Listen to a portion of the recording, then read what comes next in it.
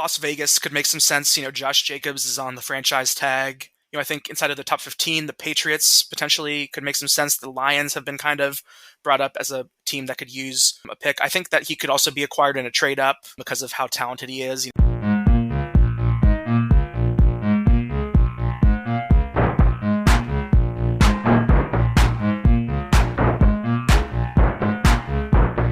Welcome to another episode of the Football Analytics Show.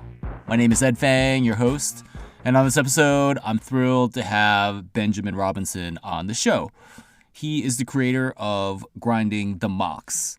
Among other topics, we talk about how to use this wisdom of crowds tool to predict the NFL draft. We get into some of his research about how he is trying to make this tool even better. And then we talk about his predictions for the 2023 NFL draft. This includes quarterbacks, defensive players, and quite a surprise prediction that he gave at the end. The Football Analytics Show is brought to you by the Power Ranks Sports Betting newsletter. This is a free service that strives to be three things. 1, valuable. 2, concise. 3, entertaining. Every Saturday, I send out my curated list of sports betting tips and analytics. If you need some action on the weekend, you should sign up for this free service.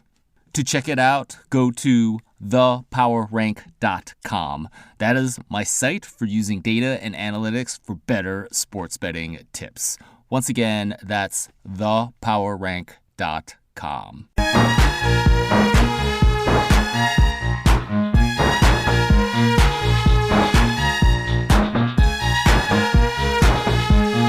Joining me on this episode of the Football Analytics Show is Benjamin Robinson. He is the creator of Grinding the Mocks, a valuable wisdom of crowds tool for the NFL draft.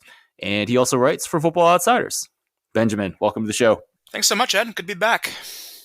Absolutely. It's good to have you back. So, Benjamin, tell me a little bit about why you started Grinding the Mocks and how it has evolved since you first started doing this. Yeah, no, the reason I started Grinding the Mock was because I was really confused by a lot of the information that's out there when it comes to the draft. There's a lot of information that gets put out into the draft space via the internet now, so much more than it used to be.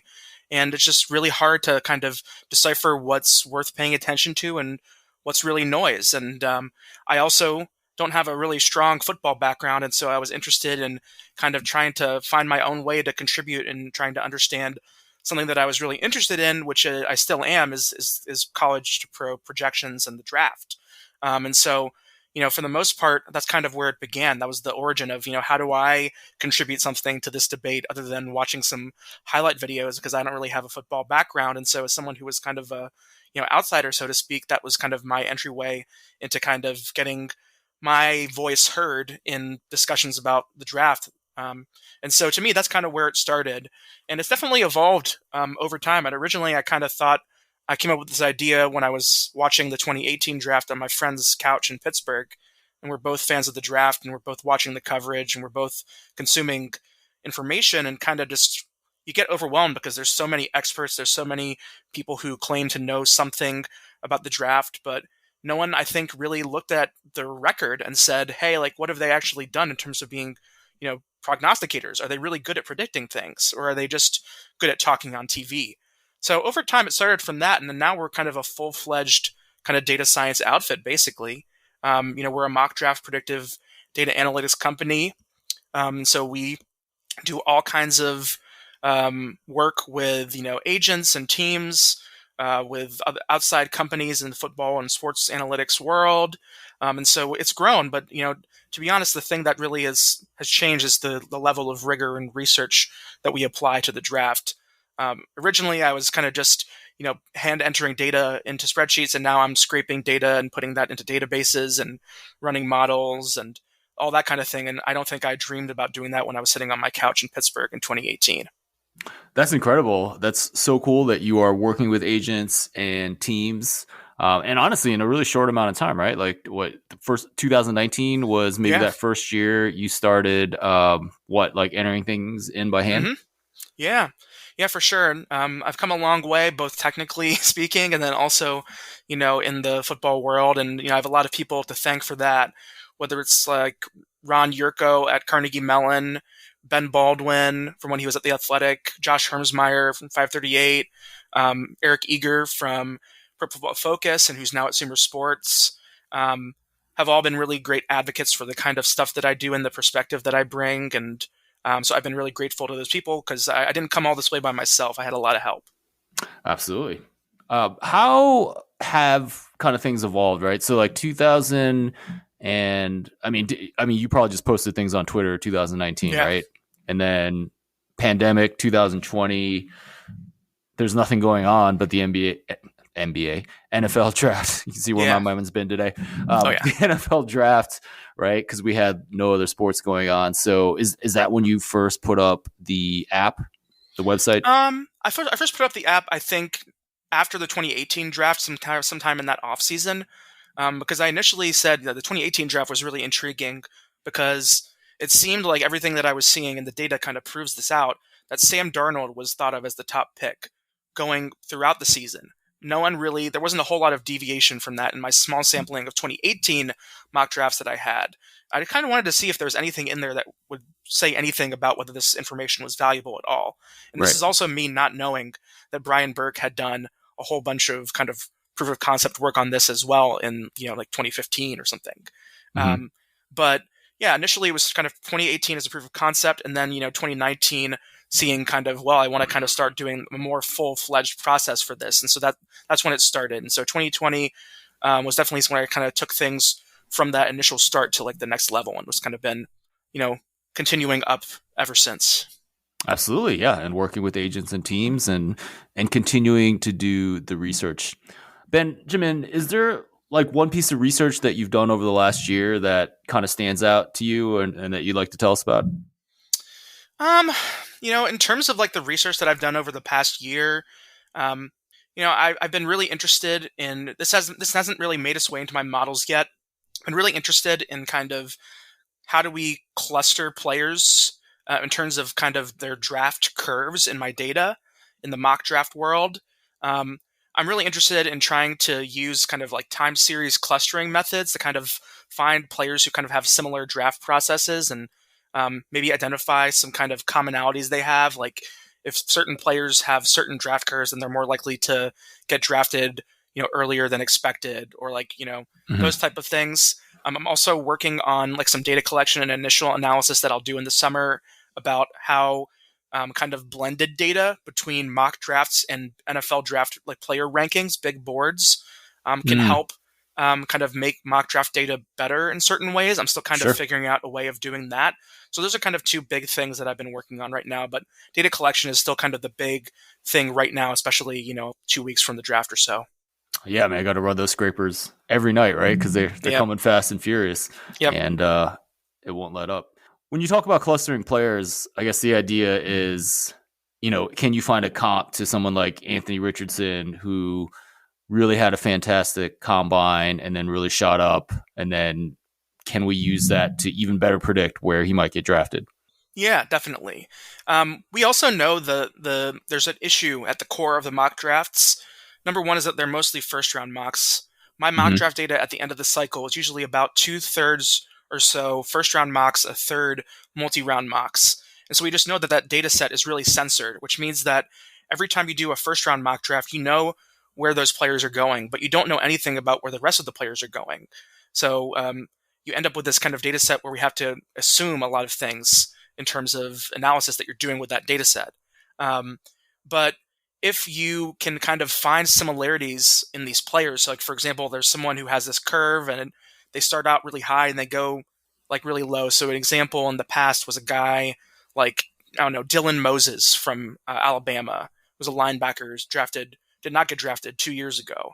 Um, and I think because of his name and his like because of his name, basically, he kept on appearing in mock drafts, even though I think it was pretty clear that he wasn't going to get drafted. Hmm. And so, if we can kind of find some of those similarities, then potentially we can make adjustments to the expected draft positions that I have that could better reflect reality. That we know that players that look like this guy often experience, maybe a round or two discount, and we can bake that into kind of an adjustment to the mock drafts and to the expected draft position. Yeah, it's super cool. I will be looking forward to seeing what comes out of that. You also mentioned big boards, and this is something that all the experts out there will do. The Daniel Jeremiahs and the Dane Bruglers of the world. Those are more an assessment of talent as opposed to where players are going to go. And right now, I presume that's not in grinding the mocks, right? No, it's just mock drafts. And that But yeah, the idea is that there could be some signal in that we could be discounting. So, for example, in this year's draft, I'll just get it out of the way. I'm really concerned about my data when it comes to Bijan Robinson, the running back from Texas. sure, I think people are not as they're saying, oh yeah, he doesn't play this valuable position at running back. Agreed, but the NFL has taken players who were less talented than him in the first round. You know, 2 years ago. I right, mean, just because we didn't have a first round running back last year doesn't mean that teams have suddenly learned that lesson.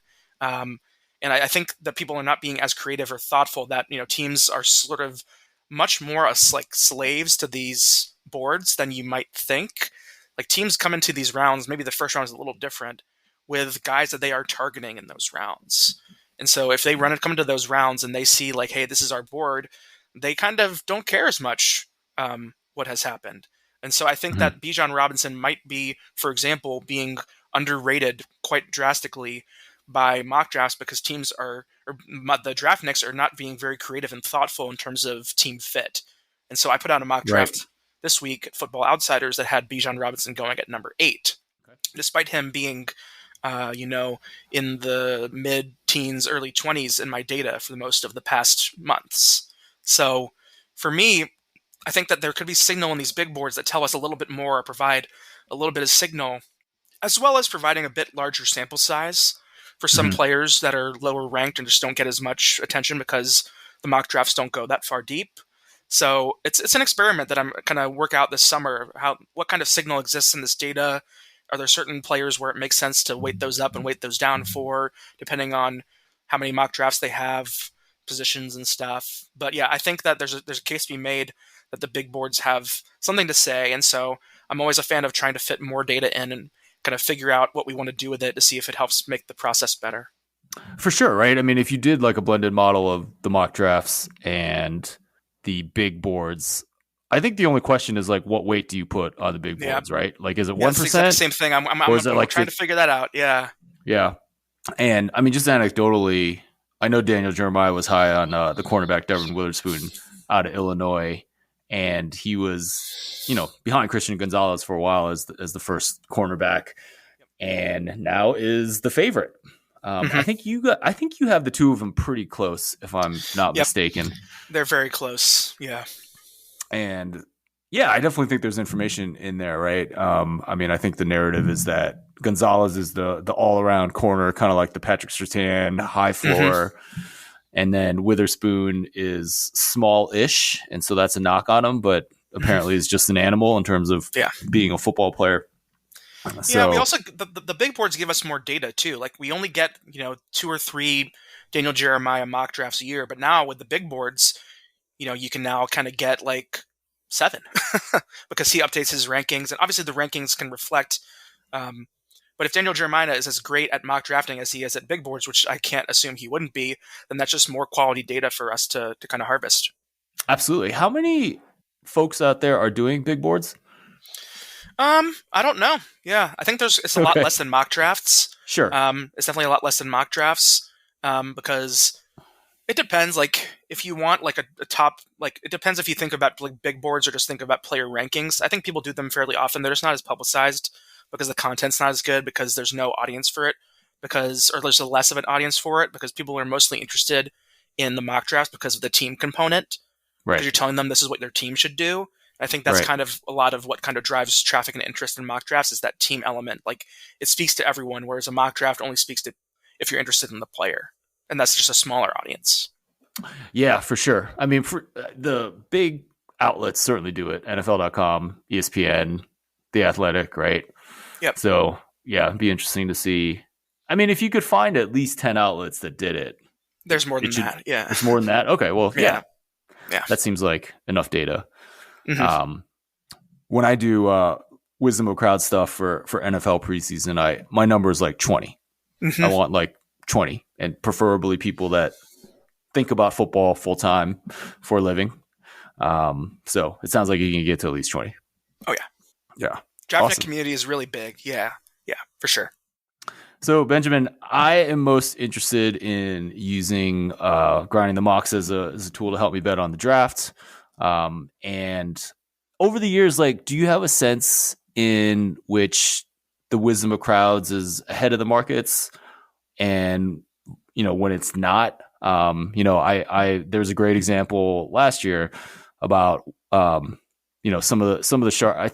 I don't know if it was on like the total everyone on grinding the mocks, but the weekend before the draft, like a lot of people knew that Walker was going first, and it was all public out there, and it was great because he actually went first, and you could bet it at like plus 200, and it was pretty nice.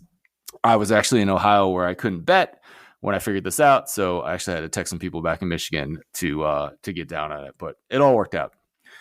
Do you have any kind of sense for when that happens, how often it happens, or whether, like at least the tool that you put out publicly is maybe a lagging indicator of what's going on in the markets and breaking news? Hmm. I think in terms of breaking news, definitely a lagging indicator. It takes some time for people to, when news does break, sometimes it really varies. But for the most part, it takes time for that stuff to reverberate and kind of be captured in a meaningful way in mock drafts. Um, Sure. so I'd say for the most part, lagging indicator.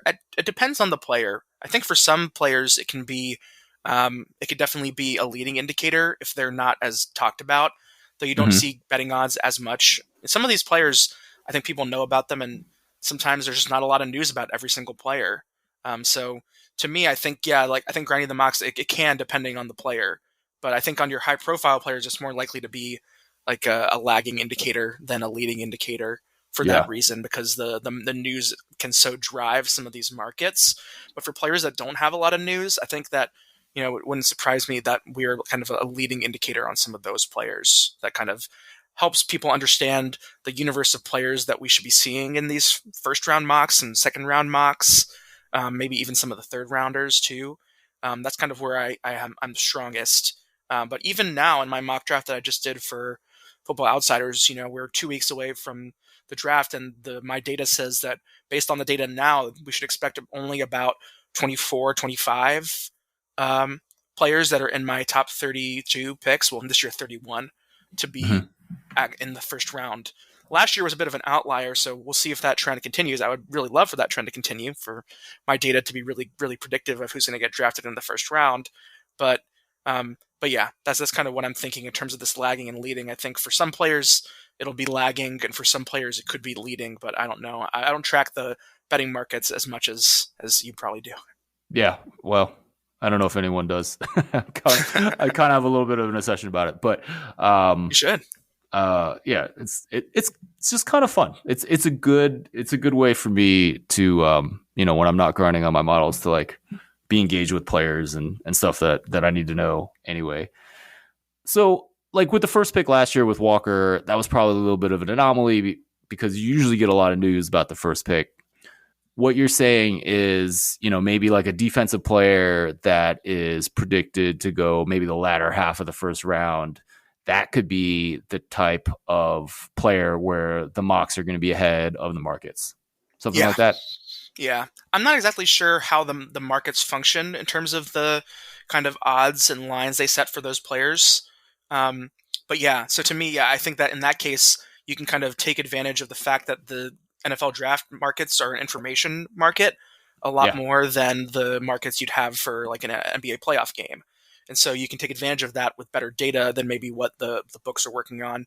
All I hear is the books lose, money on the draft every year, and that's because I think it's not as the markets are not as efficient as they probably are in, definitely not as efficient as they are in other areas. And that's probably why we haven't seen too many over unders for players. That I don't know many Right. sports books that have put out over unders for players, and I'm kind of a little disappointed about that as well, because I'm interested in what they think. Maybe not as much from a gambling perspective, but just from an odds perspective. Yeah, for sure. DraftKings definitely has some player position where they're going to go in the draft, and they're pretty interesting. I don't think they've been up for too long. I haven't seen it at any other sports book, but that's certainly something that I've been looking at. Right. I use some of your data on Will Levis. So his where he's going to get drafted is at 7.5. And your data clearly shows that his stock has been dropping ever since Anthony Richardson blew up the combine, right? And there's only so many quarterbacks that potentially go up in those first 7 picks. We're actually getting a lot of buzz that Houston might not take a quarterback. So, yeah, anyways, I like Will Levis over 7.5. I'm actually getting some market resistance on this. It actually really hasn't moved my way. I don't know if you've checked like over the weekend, but whether Will Levis is maybe starting to level off a little bit. Actually, no, I think you had his average draft position at like 11.5, and I think I saw it was like 10.5 this morning. Yeah, yeah. It's. I think that people are a little unsure right now. Yeah, I mean, my sense. I put Will Levis at 4 in my mock draft. I think it makes a lot of sense to Indianapolis. I think they're Right. targeting a quarterback, and I think people are a little over-indexing potentially on the fact that Shane Steichen, the new head coach there, coached Jalen Hurts. I mean, he also coached Justin Herbert. So to me, like, yeah, that I think there's a chance that Levis goes before Richardson, and so to me, when I Mhm. think of players that I'm not sure I would go with Levis. I think he'll. I'm not sure I would go with Levis under as much. I think there's always a quarterback who gets overmocked, and the question is it for me that I've thought about a lot is that Will Levis this year or is that Anthony Richardson who's going to get underperform their expected draft position, and so to me it feels like people are really infatuated with the Richardson athleticism, which makes a lot of sense, um, but Levis kind of for the most part has been what he has been this entire process, and so to me him falling way down I'm not as sure that happens. Last year, everyone was really wrong about pretty much all the quarterbacks. So I'm happy to be wrong together with everybody. I don't want to be wrong. I don't want to be on wrong on Hendon Hooker. Actually, I do want to be. I do want to be wrong on Hendon Hooker if it is where he is right now. Um, but yeah, to me, like I'm a little concerned. I don't know if Levis is going to go before Richardson or not. But my sense is from just my personal perspective is that I wouldn't be surprised if Levis was first Interesting. after Young and Stroud. Yeah, yeah, that's interesting. I mean, I think a lot of the markets have Richardson ahead of Levis at that 3 and that 4 pick, right? I think that's kind of assuming that Arizona trades out of there. Indianapolis is at number 4, so they obviously need a quarterback. So it's certainly there's no certainty in what's going to happen there. I just think it's kind of interesting. So Bryce Young's a favorite at 1. Let's assume the Texans don't take a quarterback, so they go with hopefully Tyree Wilson because I have money on him to be the first defensive pick, but it's probably Will Anderson, right? So, and maybe Arizona keeps their pick. So then Indianapolis, if they have CJ Stroud ahead of, both those other guys that we just talked about, that's where Stroud could go. And then we'll see where the chips fall with the rest of the quarterbacks, right? Mm-hmm. Yeah, yeah. I have in my mock draft at Football Outsiders. I have the quarterbacks all going in the first 5 picks. Oh, That'll really? definitely be Okay. yeah. That'll definitely be complicated by what could happen with the Cardinals pick at 3. So we'll see Right. what happens. I think that's like the big domino that we're waiting to see what happens with that. I think that could kind of say a lot, but yeah, to me, the top 5, I think it makes a ton of sense. I mean, that would also it also relies on Detroit or Seattle as well being kind of thoughtful about the upside of having a quarterback on a rookie deal that kind of complements the player that you already have on the veteran deal. So Right. that's my assumption is that those teams are kind of smart enough to recognize that they're not going to be picking in the top 5 probably in the near future and to take advantage of the situation that they're in. But Right. yeah, that's kind of what I'm predicating my theory on those teams being smart in that way. So let's just go over those first 5. Can you give us where you have those quarterbacks in those top 5 picks? Yeah, so I have Bryce Young at number 1, C.J. Stroud at number 2, and then I had Will Levis at number 4, and I had Anthony Richardson at number 5, or And yeah, number 5. Yeah, who has the 5th pick? Is that Seattle does. okay? So from Denver. Yep. Interesting. Okay. So right. Okay. That's and then you also mentioned that you want to be wrong on Hooker. Hendon Hooker is a Yeah, Tennessee quarterback. He's actually kind of seen a meteoric rise that you tweeted about What would you like to be wrong about? I mean, I don't think that there's going to be a fifth quarterback. So I mean, right now he's borderline first round. So um, I'd like to be right that he's not in the first round, and so right now it's borderline. So I'm hoping in the next update that people kind of calm down a little bit and that he gets pushed down a little bit. Yeah, right now he's borderline. He's my 32nd ranked player in my current data, and definitely one of if not the biggest riser. Yeah, biggest riser over the last 2 weeks. So I think there's just not a lot to talk about, and there's a lot about him that kind of I think make that people have already discussed, but the thing that I keep on bringing up is less about him and more about just the fundamentals of the draft. You just normally don't see five quarterbacks go in a draft, and you also have to look a little bit, I think, at some of the big board rankings. I mean, you do have to push up quarterbacks in terms of positional value, but to me, I'm more about drafting the quarterback where they're expected to go. Like for example, Jalen Hurts, wasn't expected to go in the first round. I think if you redid the draft, he would, but he went around right around where he was expected to go. And so to me, taking a quarterback at the current place, I think is in terms of expected draft position, I think is really helpful in terms of for thinking about kind of the scarce resource that you have in terms of draft picks. If you're a team like the Vikings and you use the 23rd pick to take Hendon Hooker, when I think other teams wouldn't touch him until the second or third round, then you're kind of just like burning draft capital. And so to me, I think Kwesi Adofo-Mensah is smart enough to do that. So those might be famous last words, but I think there's just a lot of hype around Hooker and not necessarily a lot of reason. So that's why one Right. of the things that I was talking about earlier with the big boards would regress Hendon Hooker a bit down depending on how much you weight them.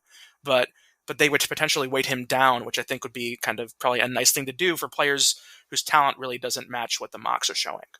Yeah, absolutely. He's also 25 years old, which is startlingly old for a quarterback to get drafted pretty high. There's not a good track record of quarterbacks getting taken at that advanced age and doing pretty well. Kenny Pickett was picked as an older player last year. I still don't really see him as a long-time starter. I know he's going to get the nod again this year. Um, He should. you Yeah. think? He should get the nod this year. I think would they have a quarterback on the rookie deal? He showed, I think, like the minimum amount you would expect from a rookie, and I think that after the second year, you should expect some sort of progression. And so after this year, I think the leash should be short on him. We'll see. Pittsburgh is historically pretty conservative about this type of thing. They want to give people a chance, and so I'm sure that the rest of the AFC North will be fine, kind of riding Kenny Pickett out. But I think you saw some things that you could grow from in his first year. I'm also biased. I'm a University of Pittsburgh alum, Right. but yeah, but I think that I've said it that if Kenny Pickett on the rookie deal has like a Mac Jones sort of level of play, that's still really you can win with that. You may not necessarily win the Super Bowl, but you can build a team around that can compete. And so it may not be at the highest of levels that we think about, but Kenny Pickett can win you some games. And the Steelers, as an organization, have always been able to elevate. They haven't had a losing season in God knows how many years, and they've had Ben Roethlisberger for a lot of them, but they also had rookie Kenny Pickett and Mitch Trubisky last year and were able to kind of turn in a non-losing season. So Yeah. to me, I think that they could. There's optimism for me on Kenny Pickett, although I am biased. But I think you can kind of rationally come about it that Kenny Pickett can be average to above average, and the team can be successful to a certain extent. Yeah, I'll be very interested to see what happens. He obviously was very good in getting Pittsburgh to a non-losing season, actually a winning season, if I'm not mistaken. And I just think he made some big plays in big moments towards the end of the season. And Pittsburgh's passing success rate, which is kind of what I trust the most over the course of the entire season, it was pretty bad, right? So obviously, okay, fine, he's a rookie, so maybe he'll improve. But I just, for your sake, I hope like those big moments towards the end of the season weren't a fluke, right? Yeah, me too. I mean, I think Deontay Johnson regressing positively is also a big part of that. He had a pretty underperforming season given how open he was getting. ESPN has these receiver metrics that Brian Burke has worked on, and Deontay Johnson has just been a shining example of someone who's open. And so if he can just convert being open to getting receptions better than he did last year, then that would be huge. So, but yeah, enough about Kenny Pickett. Let's talk more about the draft. Sorry, I just need to say one more thing about Kenny Pickett. It's interesting to me that he was the highest picked quarterback in the draft last year, and I kind of see a lack of zip on his ball. And I'm usually the last one to ever question someone's arm strength, but that's definitely something that I've noticed, right? Like he doesn't have a gun, and that's usually just not. I mean, usually these guys aren't even given a chance. So I guess it's good that he's been given a chance, and hopefully he It's can kind of show. like Burrow to a certain extent. Like that's what people were saying, that he has like the kind of pocket awareness and the sense of what's going on, and so you can make up for arm strength in certain areas if you have that kind of football sense. So yeah, Sure, but but yeah, yeah. Anyways, we shall see. All right, back to the 2023 NFL draft. Let's focus on the first pick a little bit. In grinding the mocks, you actually have Bryce Young and CJ Stroud somewhat close. The yep, markets they've have always been gone, close. Yeah, yeah, so you have them pretty close. The markets have shifted pretty strong towards Bryce Young as the first pick. Carolina trading up for that pick. In your mock, you said you have Bryce Young first. How strongly do you feel about that, and what are your thoughts overall? yeah. I feel like I'm like I'm like a back and forth on this. When the odds were really really high on CJ Stroud, I said that they were too high, and now that the odds have shifted on Bryce Young, I feel like they're too high. I think it's like a lot closer to like 55% Okay. likelihood. Um, So you really trust what then the wisdom of crowds is saying there? It should be pretty yeah, tight.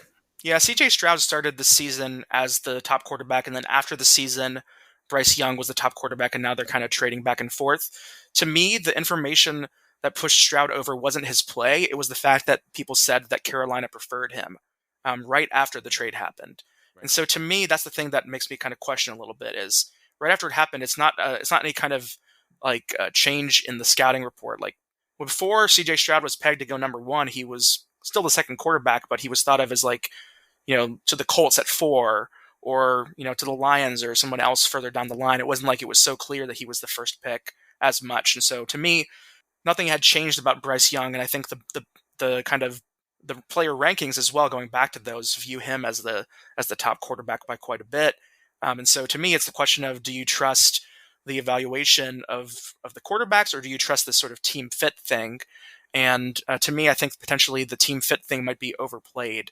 And so that's why I was saying about that. So to me, I think it's very close. Like I wouldn't be surprised if Young kind of distances himself a little bit, maybe, because I kind of always thought of Young as the top guy and thought this kind of would kind of eventually revert back. You kind of don't want to be like the top pick right now to be like swinging back and forth. So last year you had Mhm. times where Evan Neal was the top pick, and you had Yep. times where Ikem Ekwonu was the top pick, and you had a time even where Aiden Hutchinson was the kind of top pick in expected draft position. But you really want to be the top pick like right before the draft. So to me, like it's the race that you sort of, unless you're the kind of clear cut number one the whole way, you kind of don't want to be number one like during that time period. I'd kind of prefer to be the number one during this time period right now.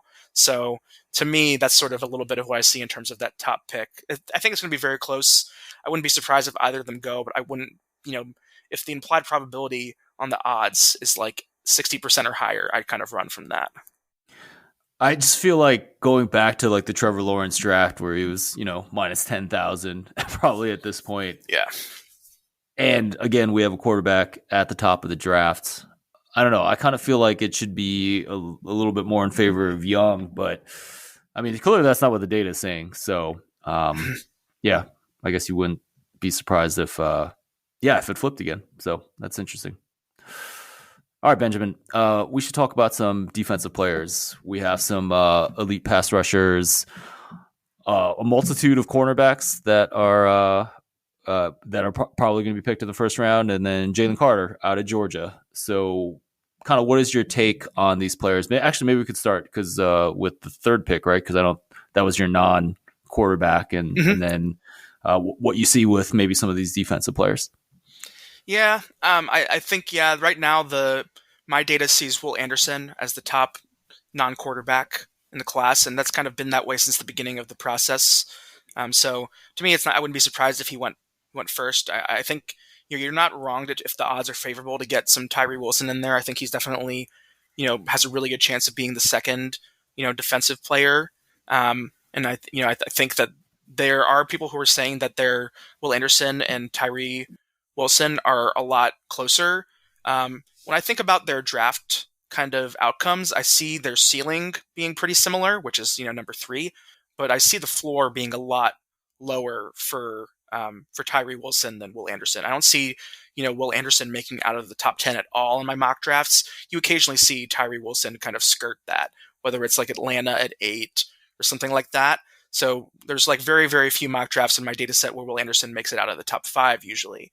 So, to me, that gives me a lot of confidence that he's the first. Here's the first, edge rusher and first defender off the board. Wasn't necessarily always the case when Jalen Carter was kind of in the conversation, and I think given some of the off-field stuff that happened to him, as well as the reshuffling of the deck when it comes to these quarterback trades, that it wouldn't surprise me if Jalen Carter makes it out of the top 5. Whereas like earlier in the process, there was a good chance that he might be the first non-quarterback taken instead of Will Anderson. So I put Jalen Carter at number 9 to the Chicago Bears in my mock draft, and there's some people who think he could even make it past Detroit, past Seattle, given kind of some of their qualms about drafting a player with the kind of off-field stuff that he's had, because the football talent is immense. Right. I definitely agree with you. Will Anderson is going to get picked somewhere up there. There's a little bit more volatility with Tyree Wilson. He has an injury history, right? I got to think that's part of maybe some hesitancy, maybe why he's potentially falling in some of the mocks that you're looking at. Yeah, that's possible. He didn't test pretty much at all this draft process. I think if he tested, there's this big trend right now that I talked about in an article, kind of in the introduction, not an analysis that I did, but combine participation rates by, especially looking at the 40-yard dash. This probably could be, expanded on in another analysis, but players are only doing the drills where they will look really good for the most part.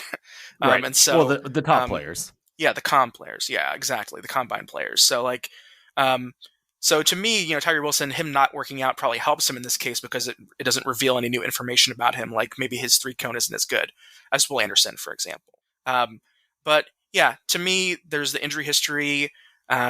He, I think, is viewed as like a very physical guy. He's also older. He was invited to play at the Senior Bowl. He's not an early declare, for example. But yeah, he's viewed at right up there in terms of like Daniel Jeremiah has Will Anderson at number 2, and I think he has Tyree Wilson at like number 3 or number 4 in his player rankings. So right, yeah. And then with Jalen Carter, I'm pretty sure he was the betting favorite to be the first pick at some point when Chicago had that pick. Did the mocks ever have that? Not really. No, I think that they kind of had at a certain point when a team that like the Bears that didn't have a quarterback need, according to the draftniks, they were kind of vacillating a little bit between Will Anderson and Jalen Carter, but it was almost always Will Anderson before Carter, but it was always pretty close, kind of like what it is right now with Stroud and Young, but to a lesser extent. Yeah, I mean, chalk that up as a win for Wisdom of Crowds, right? Because, yeah, that's super interesting. I would argue that Chicago does have a quarterback need, but it's probably a discussion. That's why I said that's why I qualified that. Yeah. Awesome, Benjamin. So maybe based on all the research that you've done and all the data that you're gathering, give us a surprising prediction for the NFL draft. Yeah, I mean, I still think my surprising prediction is that Bijan Robinson will go a lot higher than my data thinks he will. I still don't believe that the NFL values, cares about positional value as much as I think the mock drafts are saying they are. I think they're, like I said earlier, not as creative in their thinking, kind of one track in terms of what they're thinking about his landing spots are. And so my projection, my kind of surprise prediction is that I think he does end up somewhere in the top 10, top 15. Interesting. So where do you think a landing spot for him? Like, do you have him there in your my mock draft? I do. Yeah, I had him to Atlanta at number 8. I think Las Vegas could make some sense. Josh Jacobs is on the franchise tag. I think inside of the top 15, the Patriots potentially could make some sense. The Lions have been kind of brought up as a team that could use a pick. I think that he could also be acquired in a trade up because of how talented he is. If he is a top 5, top 10 talent, there's some teams who are just like, if he's a top 10 talent, we got to go get him. And so to me, like, there's also the possibility of trade that could potentially push that up. But to me, I think the Falcons at 8, they drafted Kyle Pitts in 2021. That's a non-premium position at tight end. They run the ball more than any other team in the league. They have a run-heavy offense. So to me, like, that could be kind of where they double down. Like they don't have huge investments at running back. They have Tyler Algier, who they drafted last year. They have Cordero Patterson. They have some other guys that are just guys, and so they would, I think, could use that pick on a Bijan Robinson, and I wouldn't be surprised. And that's why I kind of put that, because I think, like I said, my thesis in this one is that I think for Bijan, that whatever my data says, I think he probably goes higher. For the running backs and the positional value, I mean, you would agree that there's less positional value at the running back position. When I looked at that over the drafts, and this was like years ago, I didn't really see it, right? Like I felt like there was a pretty steady flow of running backs going in the first round. So there weren't any last year. So like how recent is the kind of devaluation of running backs in terms of what NFL teams are picking? Um, I don't know if I'm the best person to answer that question. I think, to me, when I see, you're right. Like there's a steady stream of first round running backs. In 2018 you had Saquon. 2019 you had Josh Jacobs. In 2020, I know in 2021, we had Najee Harris and Travis Etienne. Right. Yep, yep. So yeah, so there's always like kind of a stream of them. People always like to think that certain players are different and that it'll be different. So to me, yeah, I don't know if I can speak too much to like the devaluing of the running back position. I think it's kind of pretty clear, less in the draft and more in the contracts. If you draft a running back really, really high, like you did with Saquon, you end up kind of paying them like they're already performing like a really high performing running back. And that's kind of the issue. You see it in the contract data, I think, a lot more than you see it in the draft. In some ways, my friend Kevin Cole has talked about this a little bit on his Substack. You'd rather kind of get those players where you can in free agency, because it would stop you from taking them in the draft high. Like, for example, like the interior line, the linebackers and the running backs, like get those guys in free agency. Don't use high picks on them in the draft. So to me, the contracts kind of belie more about the devaluation of running back than the draft picks themselves, because teams are kind of so married to their process and their boards that they think as long as they're ranking the players the right way, that just whatever happens in the draft will happen in terms of picking the best players, not necessarily thinking all the time about what leads to wins. So that's the disconnect. Right. And I think the fact that there have been running backs taken in the first round kind of supports what you're saying, that Bijan might go higher, right? Yeah. Mm-hmm. Exactly. Awesome. All right, Benjamin. I'd love to end the show with a couple of potentially non-sports questions. You will be held in captivity for a year without internet. However, you can bring one small item to help you pass the time. What are you going to bring? I'd have to bring my guitar, some sort of musical instrument. I'm a big believer in having creative outlets. And so music is a creative outlet for me. And so whenever I'm stressed, I've found over my life that having some way to kind of get that out of me has always been something that's been healthy. So I'd have to say, a little guitar maybe. Whatever one that I could bring, whatever counts as small, that's what I would bring. And you play guitar regularly? Yeah. Now? Yeah. Yep. Every day. Yeah. Wow, every day. So just for fun. Not very good, but just always at the end of the day helps me relax before I go to bed. That's awesome. How long have you been playing?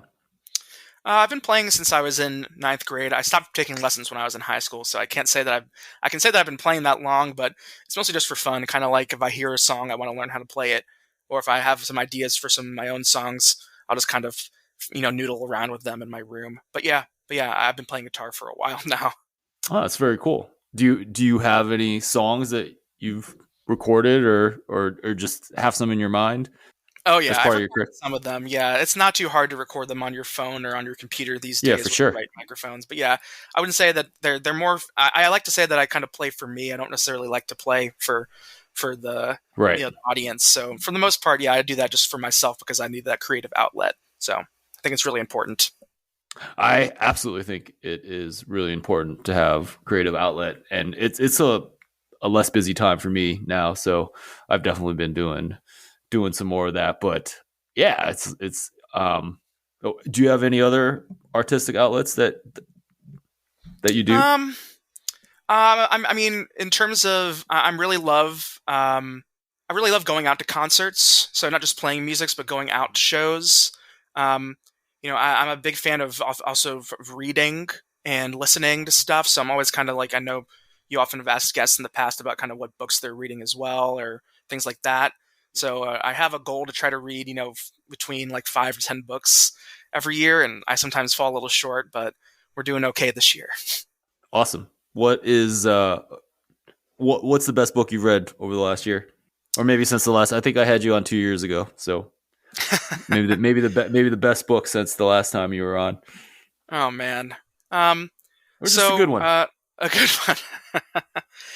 A book that I really love, that I recommend to a lot of people, that I reread this year, it's actually kind of a sports analytics book of sorts, but it's really well written. The book's called "The Only Rule Is It Has to Work," and it's a Right? book Yeah. by Ben Lindbergh and Sam Miller about kind of how they got the opportunity to kind of use a data-driven approach to run an independent baseball team in Sonoma, California, and the kind of it's kind of a business book, kind of the pitfalls of data-driven management without kind of a people focus that I think, when I just started in my full-time job being a manager over the past year, and I reread it because I thought about how there are drawbacks to a completely data-driven approach. And Mm-hmm. so to Yeah. me, I think I've always mentioned that as kind of my favorite sports analytics book, better than Moneyball, that I think kind of sheds light on even more than some of those books on the human element of sports.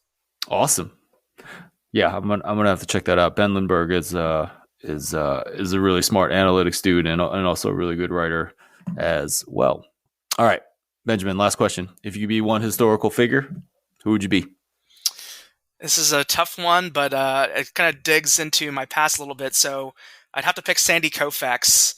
So I'm Jewish, and being Jewish is a really big part of my life. And I grew up playing baseball all the time, and so he wasn't necessarily my idol growing up. But looking back, he had a lot of integrity. He had a really great career. So yeah, Sandy Koufax would probably be really cool. Awesome. I mean, he was a lefty, right? Was Yeah. he a hard thrower, or was he just like a pitcher? I don't know what his like exit, the how what kind of technology we had in the Right. past, but I would guess he threw pretty Right. fast. He's probably one of the best pitchers of all time. But yeah. Yeah. That's awesome. Was there anything kind of outside baseball that you admire, or is it just like the glory of being Oh a no. baseball player? So Sandy Koufax famously did not pitch. He took time away for religious reasons during like the World Series. I think even him and Oh Hank wow. Greenberg, who's another he's a Detroit Tiger. Hank Greenberg, I'm not sure if you know about him, but yeah, he's kind of him and Sandy Koufax. I kind of think of them both together as kind of people who were not just athletes, but also kind of were made sure that they kind of kept their faith. So yeah, to me, nowadays, right now, we're still we're in the midst of Ramadan. I'm not Muslim, but there are Muslim athletes, for example, in soccer, who they'll take a break, and then during the game they'll be able to kind of eat and rehydrate. And I really respect that about some of those folks. Yeah, absolutely. I mean, they're doing that right because the game, like nightfall comes as the game is going on, Yeah, and then exactly. yeah, yeah. That's really interesting. There's even some kids, for example, in the Dearborn, Michigan area, where there's a fairly heavy Yeah. Muslim population who famously would do their football practice, at start the practice really early and do it basically at night so that they could get the practice in, because you can't practice like that if you can't eat and drink. Right. Right. Absolutely. So Sandy Koufax wouldn't pitch on Jewish holidays, I guess, in September. There's a Is that what? famous one where Yom Kippur, which is one of the kind of thought of as like one of the most holy days in the Jewish calendar. It's the Day of Atonement, where we go to synagogue and we kind of reflect on the year and past and kind of how we could improve. I think that one year that happened during the World Series and he didn't pitch. But yeah, The obviously, entire yeah, World like Series, or he, or I think, yeah, I think he took time until the holiday was over and then he did pitch. But yeah, basically when it was his turn to pitch, he said that he couldn't do it. And so him and Hank Greenberg kind of had that same sort of thing, that they didn't want people to forget that they were also Jews, but they also were baseball players. what was the reaction when he didn't pitch? Probably not great. Anti-Semitism is a totally separate story, but has been a problem in America for a long time. But people like Hank Greenberg, people like Sandy Koufax. A lot of when I was growing up, our in the Jewish community, the kind of people who were, idolized were people like, Albert Einstein, people like, Ruth Bader Ginsburg, Louis Brandeis, people who were kind of in like these professional fields. And it's just really cool to see that Jews could be athletes too. Team Israel participated at the World Baseball Classic this year. I'm always really proud of the Jews that make it and do really well in the NFL. Like, players like Julian Edelman and, Jeff Schwartz and Mitchell Schwartz, and players like that. So, to me, as someone who's Jewish, and that's a big part of who I am, I'm always extra proud of some of those guys and how they represent us on the field and off the field. Awesome. What an incredible note to end on. Benjamin Robinson, who plugged Bijan Robinson on this pod. Thank you so much for joining me on this episode of the podcast. Please let everyone know where they can find you on Twitter and elsewhere on the internet. Thanks a lot. Yeah. So you can find me on Twitter at BENJ_Robinson. You can find Grinding the Mocks at grindingthemocks.com and at grindingmocks on Twitter. I'm also doing kind of a partnership with my friend Kevin Cole at the Unexpected Point Substack, kind of sharing some data with him, doing some podcasting with him as well. So I would love for folks to check that out as well and support him. Absolutely. Yeah. Kevin has premium version of the newsletter now, which is pretty cool. Give us a sense for what kind of, obviously it's probably on the mock draft data, but maybe a little more details about what's going on. Oh, yeah. So, for example, I've partnered with Kevin on kind of a consensus mock draft that kind of looks at the team and player combinations and applies some weights from my proprietary data to kind of come up with the kind of consensus, quote unquote, of which team is targeting which player the most based on how accurate the mock drafters that are making the mock draft are and how close that mock draft is to the draft. Call that kind of adjusted mock drafts. And then That's also awesome. kind of feeding some data into his player models, basically allowing him to kind of continue some of the really cool research he was doing at PFF now that he's not there. So some of the stuff that he was doing, projecting players like in the fantasy NFL. players, wide receiver, running back, quarterback, tight end. Draft position is a really key indicator for those positions, often one of the biggest. And so having a way of proxying that in a really accurate way is something that him and then a lot of people are really, really passionate about when it comes to kind of evaluating prospects. Awesome. I absolutely need to go check out this consensus data that you're talking about. Can you tease us maybe one insight that you've gotten from that analysis? Yeah, I think the insight that we have is that, if you tell Eagles fans that they're going to take Bijan Robinson, they will be upset at you. And if you tell Bills fans that they'll take Bijan Robinson, they will be upset at you because they always get mocked running backs and they never take them in the first round. Oh, interesting. That's the insight. Yeah, all right. Very awesome. deep. Benjamin Robinson, thanks again for your time today.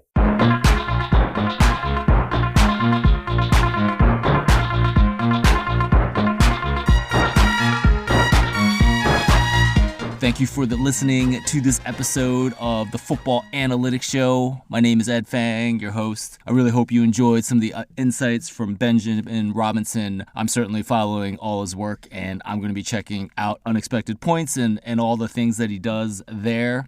Please go check out his work as you figure out how to navigate this draft. If there wasn't quite enough NFL draft betting content on this episode for you, you should check out my free email newsletter. I've been talking about NFL draft bets and will continue to do so leading up to the draft. You can check that out at thepowerrank.com. Once again, my name is Ed Fang. Thank you so much for listening until the end. I'm honored to be your host, and I will talk to you again soon.